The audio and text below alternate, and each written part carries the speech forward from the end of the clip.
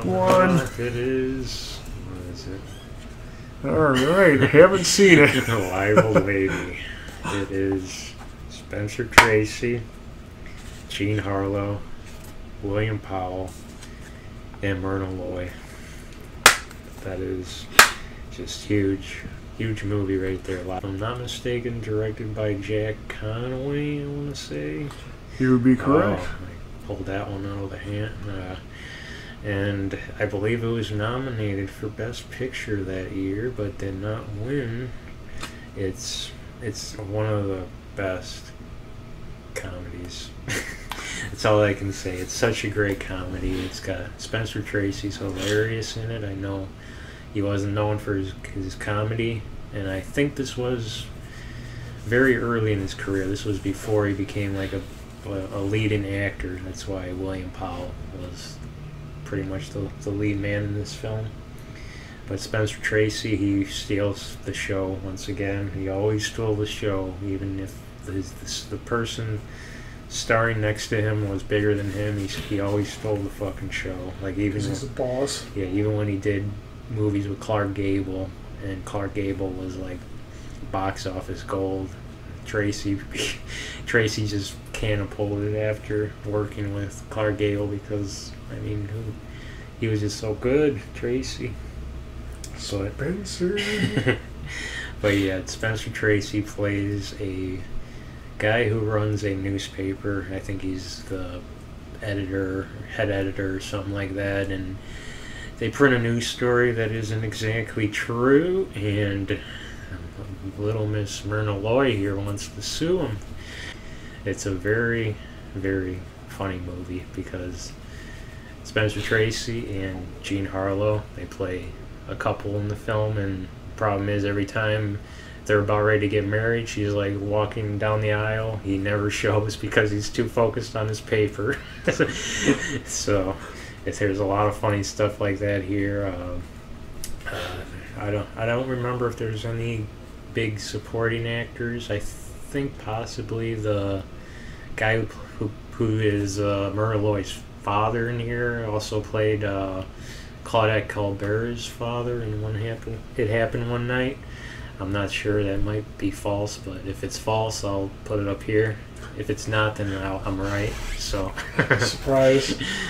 But yeah, it's such a hidden gem. Like even though it was nominated for Best Picture of the Oscars that year, people still have never heard of this film, and it's sad because I love all the actors in here. I especially love Spencer Tracy. As I said, he is probably my favorite actor of all time. Every performance he ever gave, even if the movie was shit, it was like so good. Yeah, I love Myrna Loy as well. She was always just very what do you want to call it, very underrated. She was never nominated for an Oscar, which is, in my opinion, ridiculous. She should have been nominated for probably playing Nora, what the fuck's her name, Nora, in the Thin Man movies, the wife of William Powell in the Thin Man movies.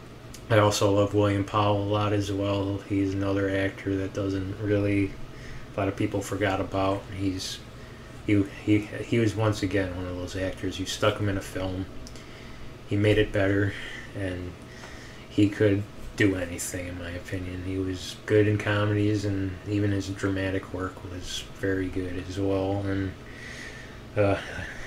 I can't really say much about Jean Harlow. She had a very short career. She died very suddenly of some illness. I forget what kind of illness, but she just bit the dust really quick, and she made some good stuff, and she probably would have been a bigger star if she lived on. So it's very sad. But what about Walter Connolly?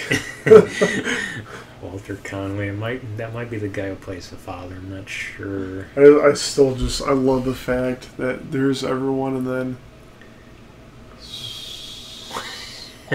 Walter Connolly.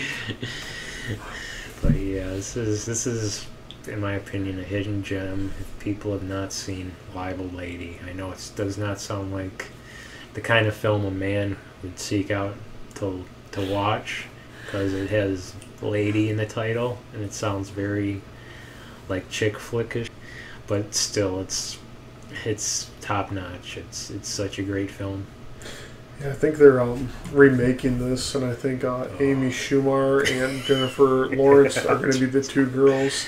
And I think they're going to be lesbians, so it's all 4 women there. And then it's going to be Spencer Tracy, I think. Gonna have to dig him up. They'll use Spencer Tracy's film reel from here, but then they'll replace it with Tracy Morgan later on, and then they're also going to have Bradley Cooper in the movie. So stay tuned. No, I'm just kidding. I'm just kidding. And they'll have Amy Schumer rated too. These are my friends. They're my fucking friends. Yeah. I have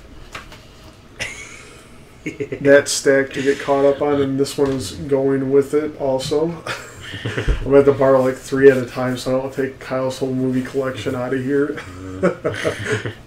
But yes, I'm definitely going to check this out for sure. I love old-time comedies, and Spencer Tracy is a must. Love Spencer. Unfortunately, haven't seen all his movies, obviously. I'm probably going to check out Fury first, and then this one, because I love Spencer Tracy. Like Kyle said, he always delivers. Great actor, just authentic as fuck. Just beautiful, beautiful acting job at everything he did. And I think he was nominated for like 8 or 11 Oscars and only won 2, unfortunately. Yeah, back-to-back years, too. First one to do that, and then Tom Hanks came around. Back-to-back world champ. But yeah, great actor. A lot of people don't even fucking know who Spencer Tracy is anymore, and it's just sad, especially when there's people out there like, I'm a struggling actor. It's like, have you heard of Spencer Tracy? No. It's like, fucking stop acting right now, please. I know who Ed Helms is, though, okay? Get out. But yeah, this is like the main reason I think I love Tracy so much is because that was like the time where in order to get like starring roles, you had to look glamorous, you had to look like, you know, the best, like you had to look really good for the camera, picturesque, stuff like that. And here comes Tracy, a guy who's fat. He's got big ears. He doesn't look like your Gable or Grant or anyone. Just boom. Yeah, and he just overtook everyone and became a lead actor just on talent alone.